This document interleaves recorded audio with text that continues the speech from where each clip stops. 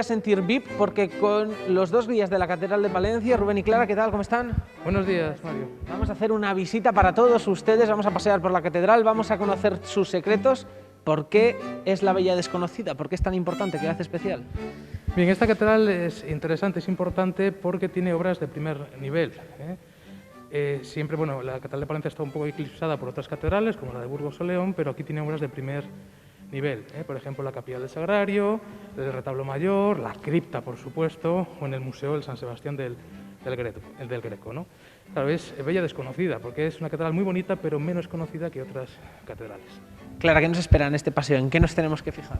Pues un paseo largo, muchos datos, muchos personajes y bueno, pues la abrumadora realidad de la Bella Desconocida, que nosotros en los últimos años la hemos renombrado como la Bella Reconocida, sin ánimo de quitarle el apelativo popular, eso no hay quien se lo quite, pero con esa intención de reconocerla, descubrirla para los que no la conocen y que la reconozcan los que ya la conocen y la han paseado toda su vida, los palentinos especialmente, en sus idas y venidas a lo largo de esta catedral. Y comenzamos mirando para arriba, que creo que es algo que vamos a hacer bastante, porque es lo que tenemos en el claustro.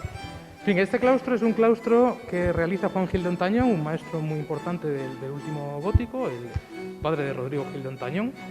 Y esta bóveda que tenemos aquí encima es un modelo que hace Juan Gil de Ontañón, que es el modelo previo a la que después va a realizar de mayor formato en la Capilla Real de Granada, donde están enterrados los Reyes Católicos. Aquí es como que la experimenta y la exporta a Granada en mayores dimensiones. Muchísimas historias las que vamos a conocer, vamos a aprender muchísimo. ¿Comenzamos con el paseo? Comenzamos.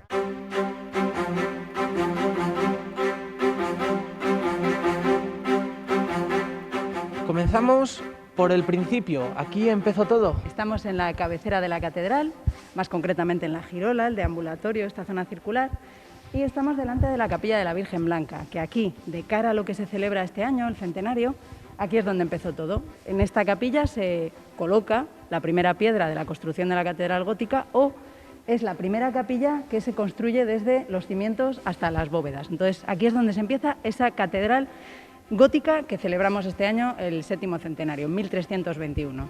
Es una catedral por la que se ha notado mucho el paso del tiempo, ¿verdad? Y hay muchos estilos diferentes. Sí, lo que es el templo actual es un templo gótico, pero anteriormente hubo otros edificios, ¿no? Hubo un edificio visigodo, que se conserva un resto, luego un edificio del primer románico, que también se conserva otro resto, que es lo que conforma hoy la cripta, luego un edificio tardío románico y el actual, que es el gótico, que se construye en casi 200 años, exactamente 195 años, de 1321 a 1516. Y va evolucionando todo el estilo gótico, desde el gótico clásico, gótico radiante, hasta el tardogótico. Y luego toda la decoración de muebles, de retablos, pues del Renacimiento, del Barroco, o sea, es un libro de arte completo, la Catedral de Palencia. Y respecto a la capilla de la Virgen Blanca, ¿qué es lo que podemos destacar? Pues desde luego, con la reciente restauración le han sacado los colores. Podría destacar eso porque la gente no suele estar habituada en el siglo XX ni en el XXI a ver colores en las paredes de una capilla. Solemos estar acostumbrados a ver la piedra por las intervenciones del siglo XIX y ahora con la restauración le han sacado los colores, por eso vemos que en la clave, en la zona donde se juntan los nervios, lo más puntiagudo de la bóveda, es donde vemos colores, vemos que hay hasta tragantes que se llaman, ¿no? Entonces eso llama mucho la atención ahora, porque ahora tiene un color como anaranjado. Antes lo que veíamos era principalmente la piedra. ¿Y la escultura de la Virgen también es importante? Sí, la imagen de la Virgen Blanca es una imagen de hacia 1345, del siglo XIV, y que es una copia de la Virgen Blanca de la Catedral de Toledo. ¿Por qué hay una copia de la Virgen Blanca de la Catedral de Toledo? Porque el obispo que había por entonces en Palencia era toledano, se llamaba Blas Fernández de Toledo, entonces encargó una copia de la Virgen Blanca de su ciudad natal.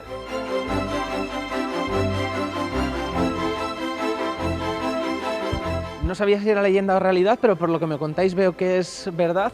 Las catedrales, los antiguos edificios, las antiguas construcciones estaban policromadas, tenían pinturas, tenían colores. Sí, así es. Los edificios medievales estaban pintados por dentro y por fuera. Esto es una tradición que viene del arte clásico. El arte clásico, el Partenón en Atenas, los edificios romanos estaban pintados por dentro y por fuera, ¿no? Y esto pasa a la Edad Media. Y al hilo de las obras de restauración que hemos tenido en la catedral durante el 2018 al 2020, pues aparecieron unas pinturas, que es un resto de esa pintura que estaba dentro de la catedral.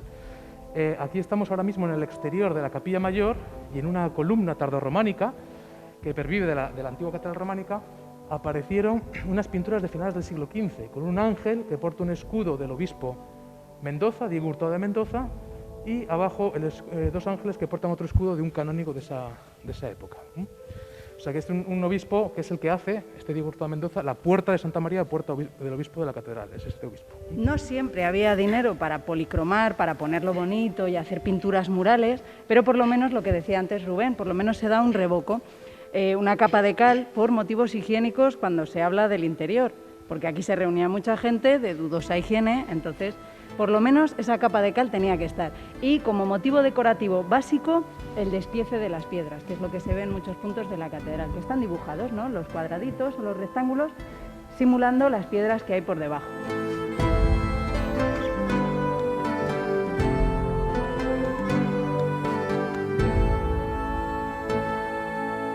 Y llegamos ahora a una capilla que es cuanto menos diferente, me parece. Sí. Seguimos en el espacio de la girola, en el espacio del deambulatorio, y esta sin duda es una de las capillas más espectaculares de la Catedral de Palencia por la decoración que tiene. Tiene una decoración exuberante, ¿no?, una decoración renacentista. Es por el patrono que la encargó, pues quiso aquí hacer una decoración, cubrir la estructura gótica que subyace, como la que hemos visto antes en la capilla de la Virgen Blanca. Lo que pasa que aquí no tiene nada que ver, porque está recubierta de decoración. Sí, la capilla, esta es la capilla de San Pedro, que es la advocación primitiva, por eso en el retablo aparece San Pedro en cátedra, y también es llamada la capilla de los Reyes Magos, porque aparecen los Reyes Magos alrededor, decorando. Claro, el patrono de esta capilla era Gaspar Fuentes, arcediano de Carrión. Entonces, al llamarse Gaspar, le añade la advocación de los Reyes Magos, porque uno de los Reyes Magos se llama Gaspar. Y precisamente el primer rey mago que aparece en la capilla es Gaspar y no Melchor, haciendo honor a su nombre, ¿no? Entonces está Gaspar, está Melchor y por último Baltasar. La obra de en yeso policromado está realizada en 1551-1552 por dos maestros muy interesantes que se llaman los hermanos Corral de Villalpando, que lo que van a hacer es convertir el espacio gótico de esta capilla en un espacio renacentista. Entonces va a utilizar lenguaje del Renacimiento como son las columnas abalaustradas, angelotes o esos soportes tan curiosos que se llaman termes, que están tomados de la antigüedad clásica. Por eso el Renacimiento significa eso, renacer a la antigüedad clásica, al mundo grecorromano. Supongo que me quedo con lo absolutamente accesorio, pero me sorprende, por ejemplo, ver a una mujer con el seno descubierto. No sé si es algo relativamente habitual o no. No es habitual, pero en el Renacimiento es el paganismo se funde, pero con tintes cristianos. Y bueno, no es tan habitual, porque hay que recordar cómo, por ejemplo, cuando Miguel Ángel pinta el juicio final, luego le tienen que tapar muchos de los desnudos, ¿no? No es habitual, pero bueno, en este caso tiene un seno descubierto y el otro lo tiene tapado. Es curioso, sí.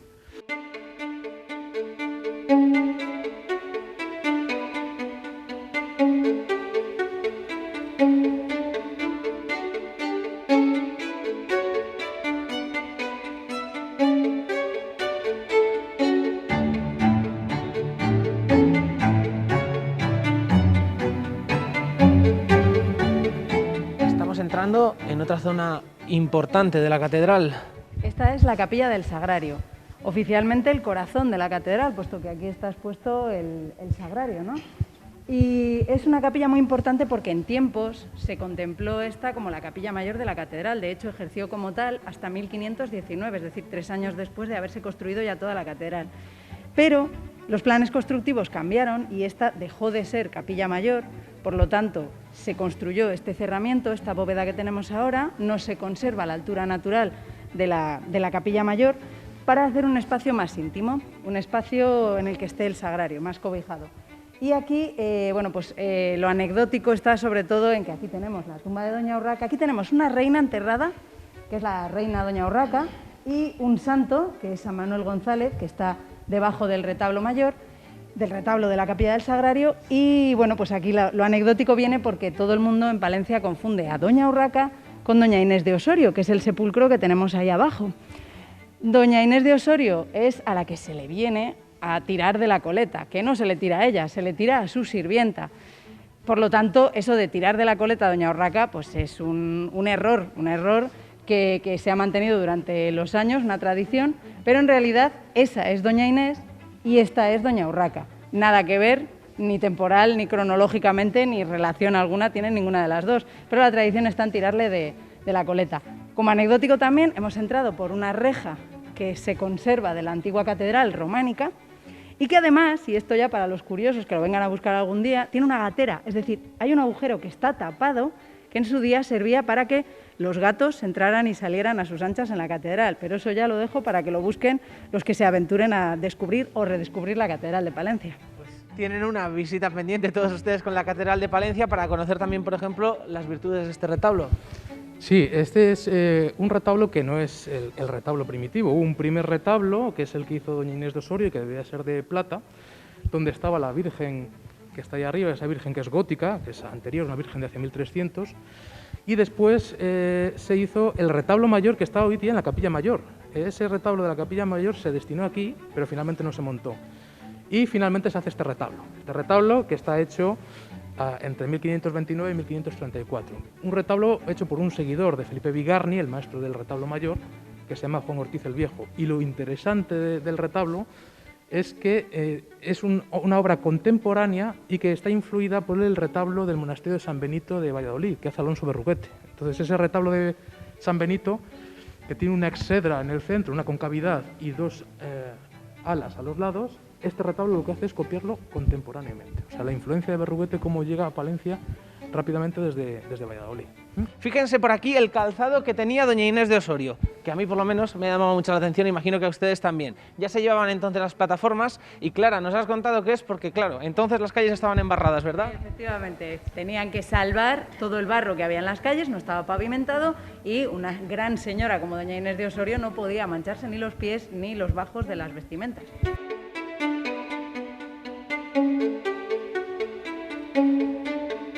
Esto que vemos aquí es una hoja de acanto que está tapando una gatera. Aquí hay un hueco para que el gato entre y salga tranquilamente en su labor de cazar ratones en este lugar, y esto fue intervenido en esta reja románica, pues se hizo este agujero para los gatos, pero cuando ya no hay gatos, no hay necesidad de gatos en la catedral, se pone esta hoja de acanto también hecha en hierro para taparlo y que, bueno, que no rompa un poco toda la armonía del conjunto de esta reja, que por lo menos es del siglo XII, o sea, es una reja preciosa, románica, de las que ya se ven pocas. Importante la rejería de la catedral, me parece. Sí, porque esta además pertenecía a la reja, a la catedral románica previa, y es que es un motivo decorativo muy habitual en la rejería románica de la Alta Edad Media. ¿Y era habitual que hubiese animales por las catedrales? Sí, aquí había gatos para cazar ratones, perros para cualquier problema que pudiera suceder, y había gente asalariada que tenía que encargarse del cuidado de esos animales. O sea, esto para recordar que las catedrales han sido y seguirán siendo monumentos vivos, edificios vivos, en los que la gente se reunía, hacía una vida social y había gente que vivía aquí. Por eso tienen tanta historia, no solo la historia religiosa, seglar que nos podamos imaginar, sino también la vida cotidiana, la de gente viviendo en este lugar, como el campanero, el perrero, el fabriquero, o sea, mucha gente.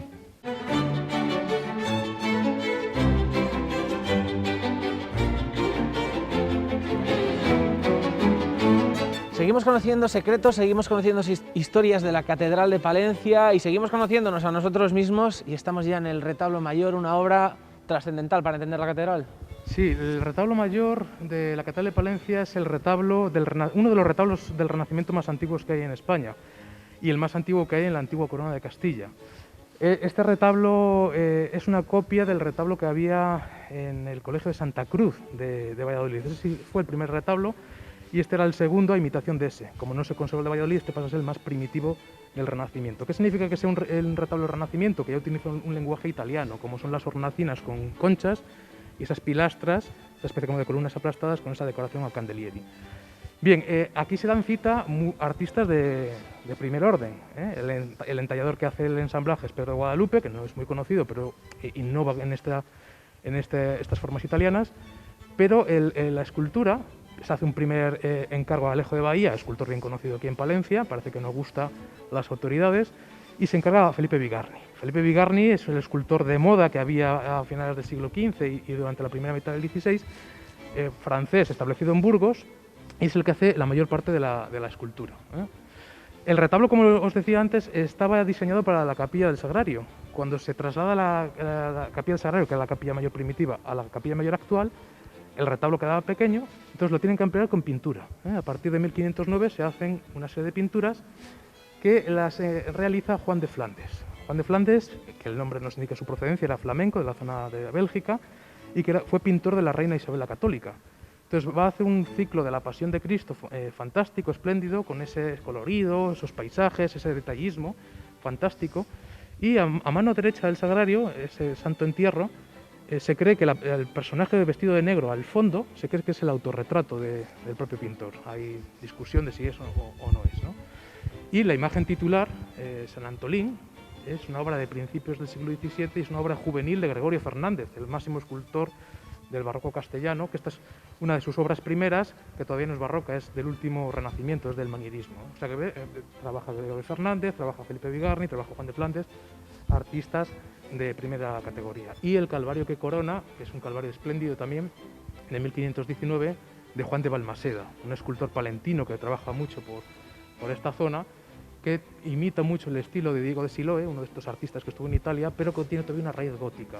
Ese Cristo está lleno de venas, es muy expresivo, muy todavía de raíz gótica, y la sangre que le emana de la herida del costado está hecho con cuerdas, con sogas encoladas, para simular que la sangre sale coagulada. Estos postizos todavía son típicos del gótico y a principios del XVI se sigue todavía utilizando. Todo lo que cuenta Rubén da cuenta de lo importante que era la diócesis de Palencia, el poderío económico que aquí había, que nos podemos permitir artistas de moda, artistas que valen mucho en su momento, que están muy reconocidos, que eso también en aquellos tiempos era difícil, ese reconocimiento que ahora le damos a los artistas de aquella no lo tenían todos. Entonces nos da una idea de lo poderosa que era la diócesis de Palencia, lo importante que era. Palencia antaño no había que ponerla en el mapa ni recalcar la P de Palencia.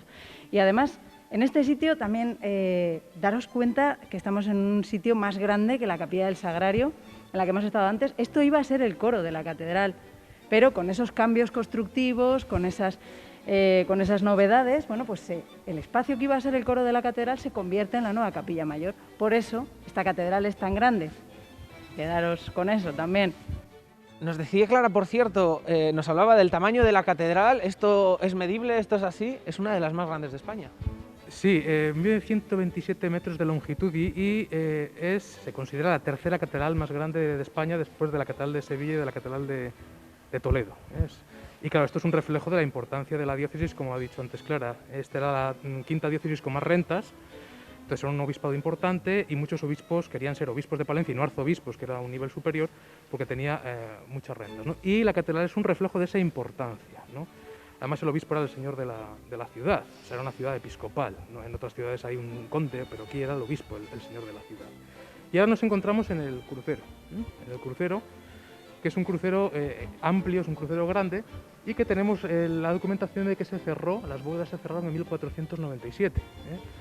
Lo conocemos por la Siblo Palentina, un documento palentino hecho por el arcediano del Alcor, Alonso Fernández de Madrid, y reseña que en 1497 se cierran las bóvedas, con el dinero del obispo Fray Alonso de Burgos y sobre todo de Inés de Osorio, que hemos visto antes en la capilla del Sagrario.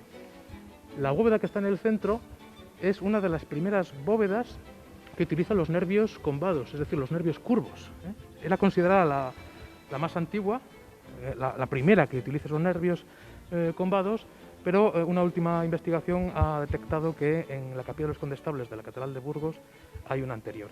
Y está diseñada por un maestro importante que es Simón de Colonia, el artífice de la capilla de los condestables de la Catedral de Burgos. O sea, otro artista de nivel trabajando para la Catedral de Palencia. Y también si miramos, por ejemplo, aquí a un lado tenemos un papamoscas también, que es importante o llamativo, al menos. Sí, es importante y llamativo porque es el reloj de la catedral. O sea, en el siglo XVI poder permitirse un autómata como reloj en el interior de la catedral también venía a demostrar que podían permitírselo.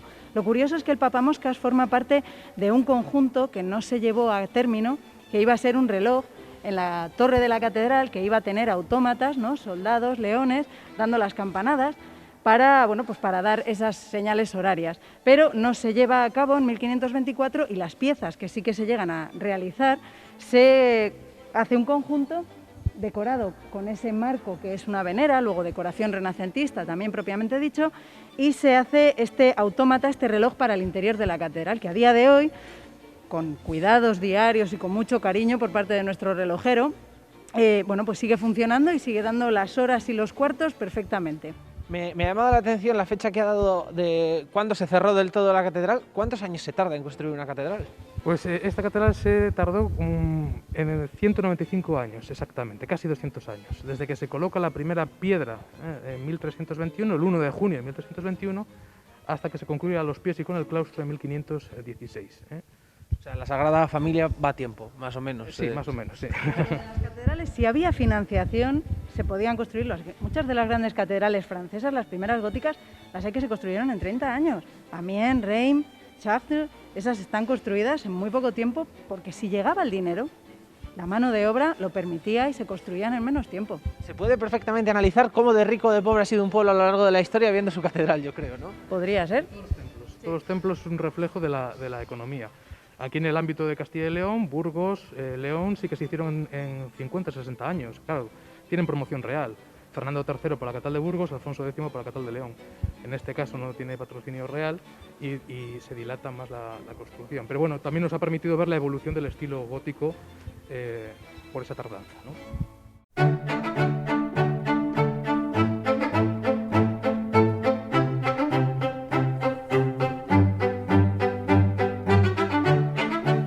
Llegamos también al Cristo de las Batallas, también una parada obligada en la Catedral de Palencia.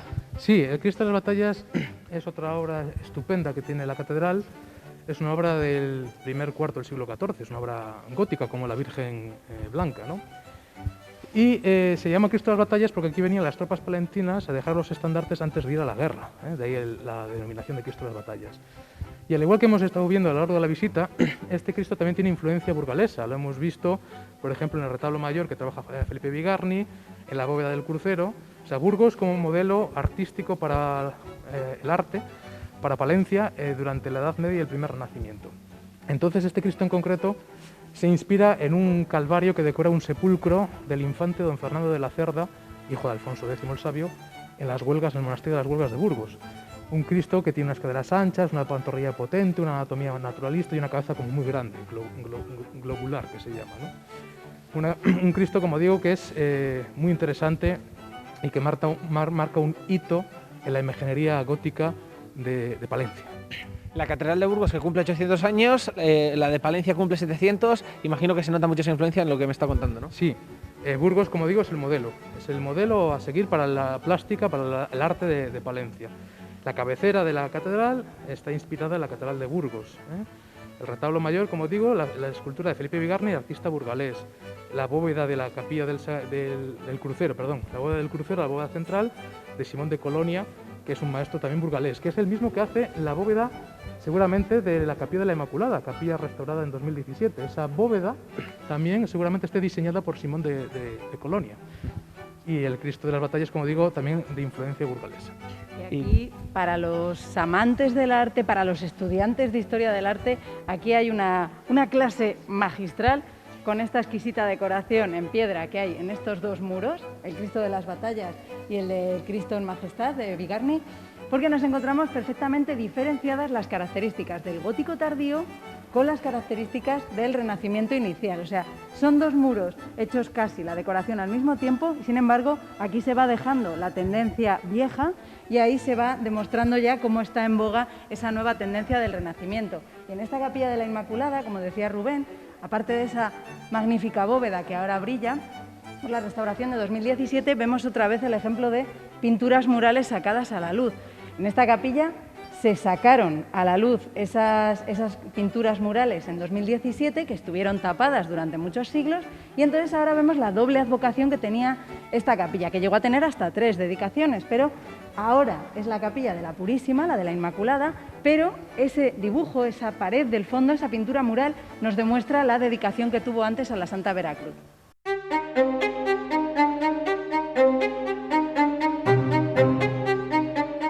llegamos a otra de las partes esenciales de la catedral, una de las partes más emblemáticas para los palentinos también. Sí, yo confieso, Mario, que bajo a la cripta de San Antolín y me suelo emocionar. O sea, es un lugar muy especial para todos los palentinos y para todos los que visitan la catedral. Siempre nos gusta visitar los lugares más viejos, más antiguos, y desde luego que en Palencia nos podemos jactar de tener un espacio único en esta cripta de San Antolín.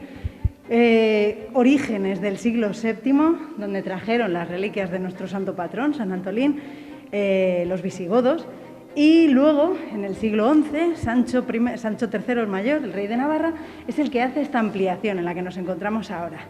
Pero todavía podemos evolucionar un poco más porque este espacio por el que hemos bajado es renacentista. De hecho, toda la decoración que tiene y el brocal del pozo es ya del XVI. ¿Por qué?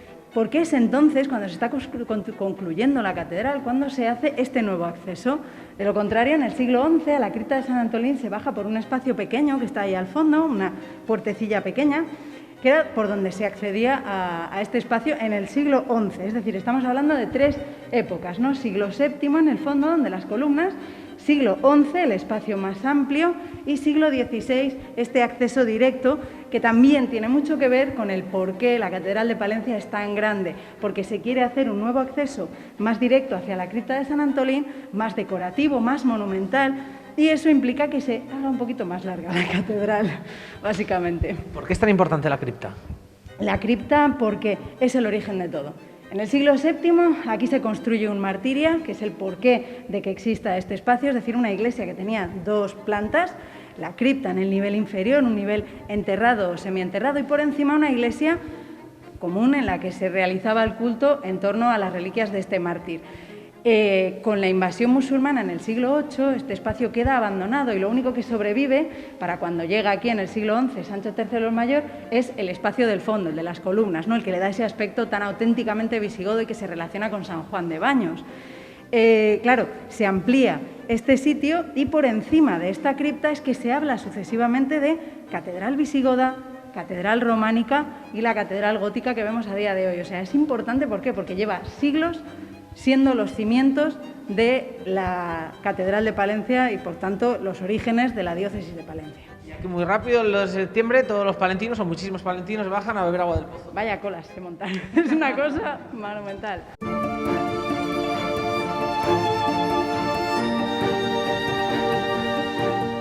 Rubén, ¿qué hace una cabeza de toro en el púlpito? Pues la cabeza de toro está allí porque este púlpito lo encargó el obispo Luis Cabeza de Vaca. Entonces su emblema es una cabeza de un buey, de una vaca, ¿no? Por eso aparece esa cabeza, ¿no? Es un púlpito del siglo XVI, hecho de madera de nogal, precioso, que se contrató en 1541 e intervienen varios maestros, ¿eh? Y dada la importancia de este púlpito, en Aranda de Duero hay una réplica de este púlpito en la iglesia de Santa María de Aranda de Duero, que está hecho por dos de estos artistas, Juan de Cambrai, que es el ensamblador, el que hace la arquitectura, y Miguel de Espinos. Esos artistas que trabajan aquí también trabajaron en Aranda de Duero. Lo curioso del púlpito, una de las curiosidades, que antes, como no había electricidad, no había micrófonos, entonces la manera de predicar el sacerdote era a través de ese basamento, está el pie, que sujeta el basamento, y arriba el tornavoz, que digamos que es el micrófono que había antes, ¿no? Rebota la voz y se distribuye por todo el espacio para que la gente lo oiga.